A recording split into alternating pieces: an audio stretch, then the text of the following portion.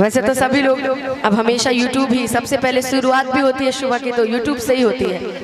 तो वो इतना तो गाना लोगों ने सुन ही लिया है कि चीज बाटे खींचा जानी ताकि आगा पीछा रहुए ले जाई है हमारो बाइचा कौनो सब बता देख ली जांच के कि हम हाई दीवाना कली कांच के जय है पाँच के चल जय है नाच के। रूपा दीदी अगर आवाज सुन रही है तो मंच में आ जाइए। और एक और गाना लोगों ने बहुत आशीर्वाद दिया था कि छपरा में छुअनी तो कुछ न भई कि बागी बलिया से मन हमर खुश न भई दसगरी से बेसहारा भइले यही खतियार आइले ये जानते दोबारा। तान्या दीदी डिस्टर्ब होती रहती है आरा का नाम सुन के, पता नहीं क्या दिक्कत है। सासाराम का ओहो चलिए उस गाने में सासाराम भी है। आइए एक और सुना देते हैं छोटा छोटा, उसके बाद तो गाना है क्या जी। लव यू टू कि पहले से ज्यादा लगिले चॉकलेटी सुना तू ये महीना में बनल बेटी कि नहीं हर में रहलू तू टिहरी ससुरबा में गोटैलू लागे सहिए के बेलल रोटी खैलू। लेकिन उससे पहले अपना गा लिया जाए। आइए इधर आइए रूपा दीदी, एगो गाना गईली बड़ा सुंदर। आपको देख के हम कंफ्यूज रहते कि आपको हम देख के बोले क्या कि एगो से दूरी एगो बाटे मजबूरी आ सच्चे कहीं दोनों बाटे जरूरी कि कैसे कहीं के करा से मन भरेला। लड़कियां कहती है कि दोनों जिंदगी में जरूर है। तान्या दीदी समझ रही होंगी बात की फीलिंग, बात को बुझ रही है ना कि कैसे कहीं के करा से मन भरेला कि पिया धरेला तजया धरेला प्यार धरेला प्यार करेला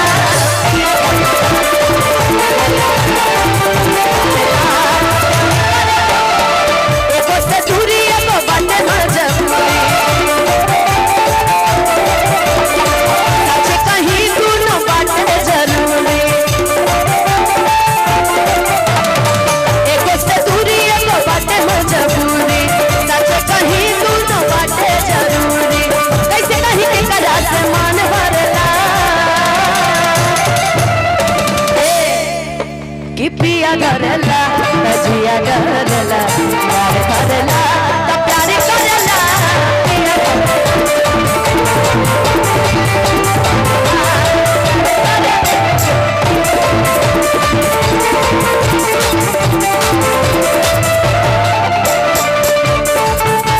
बड़ा भैया के बहुत बहुत आशीर्वाद मिलेगा।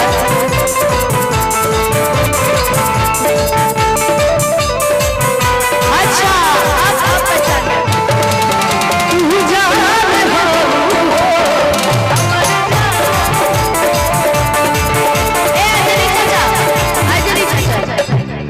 भैया हम ना जान पाने की सही, लेकिन भैया आप बुझा गए कि वाकई असल में दोनों जनी शेर बड़े भाई क्षेत्र के शेर है। और बहुत बहुत आशीर्वाद पुरस्कार शुरू से मिलता है, ऐसा नहीं है। तो चाहेंगे कि एक बार हमारे दोनों भाइयों के लिए एक बार जोरदार ताली बजा दीजिए। वाकई एकदम राम जी जैसे तो आप वैसे ही लगते हैं क्या जी, कि राम जी जैसे लगते हैं, रावण थोड़ी कहेंगे आपको। सीता जी पता नहीं ढूंढ लीजिए। ए रूपा दीदी रउआ के सीता बना देनी ठीक है, तनी झुमा के कि पिया धरेला तजिया धरेला धरेला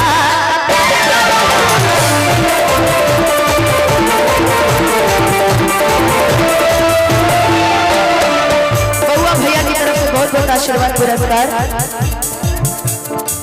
ज्ञानेंद्र भैया कहाँ है भाई आपकी, आप मंच पे आइए जल्दी से जल्दी। हाँ ज्ञानेंद्र भैया मंच पे आ जाइए, आपको लोग बुला रहे हैं।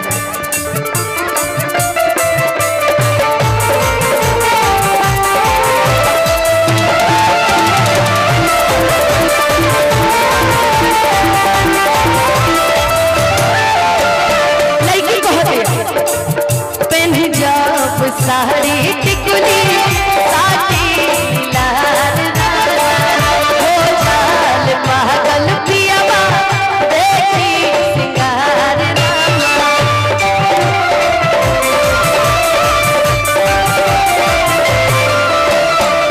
पेन्ही जब साड़ी टिकुली साथी लाल हो जाल पागल पियावा देखी सिंगार। भैया लड़की कहतिया कि जब पेन्हिला हम सूट सलवार अरे यार हमर लव करेला आ जब मन करे करे के प्यार अरे यार तब करेला। बिट्टू भैया नियन उनकरा के हमेशा सूटे सलवार पसंद है। देखो कितने हंस भी नहीं रहे आज, देखिए थोड़ा सा। हाँ ठीक है। किससे जिया पाया सली लड़ाई लड़ला या धरला जिया धरला यार धरला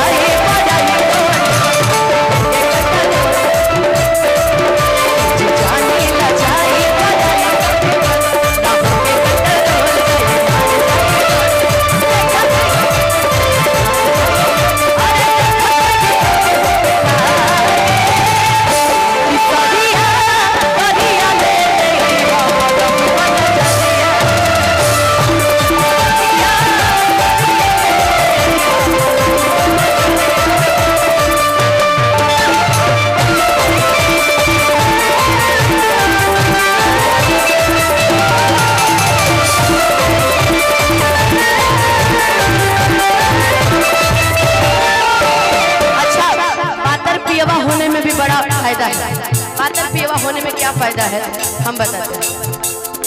इनके जैसा मिल जाएगा तब तो ठीक ही है, लेकिन अगर किसी के पातर पिया है तब पातर पिया पागल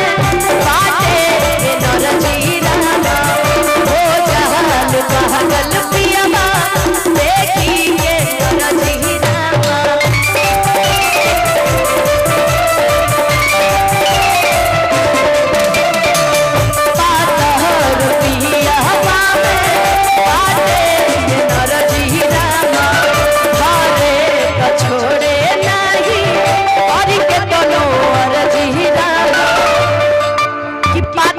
आपके पिया पातर हैं कि मोटे हैं ये बताइए, पूछ लेते हैं। आपके पिया पातर हैं कि मोटे हैं? कहाँ से बोल रहे हैं? मोटे हैं? मोटे नहीं पतले हैं कि थोड़ा सा थोड़ा थोड़ा तू तो गोर बारा हो।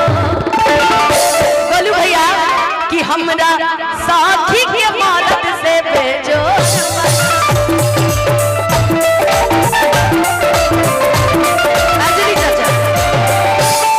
पातर पियावा में हर बाटे नरजीरा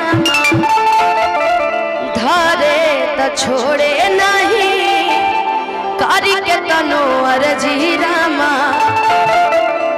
किया रवा के रखिले हम दिलावा में पिया के सिंहोरावा में।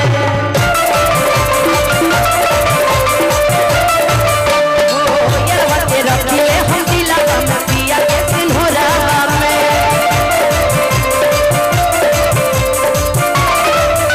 हो जब बच्चन बड़ी तंग करला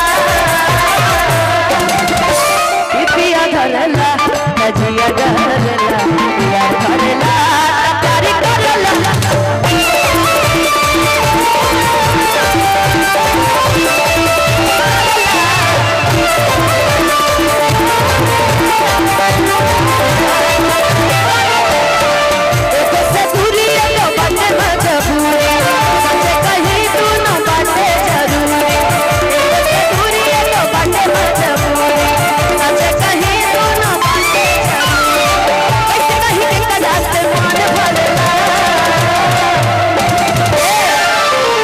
पिया धरला जिया धरला